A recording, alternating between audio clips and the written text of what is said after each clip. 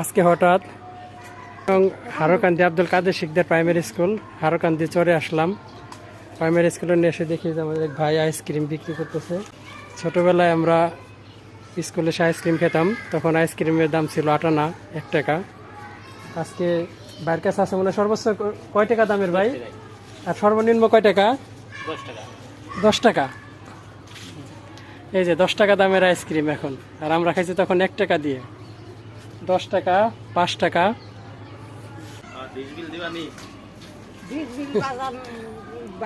এই যে স্কুলের ছাত্ররা এখানে তাদের সাথে আইসক্রিম।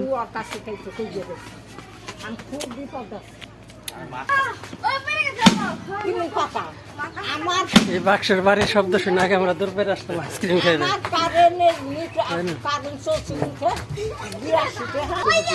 প্রতিদিন 500-র মতো বিক্রি হয় না?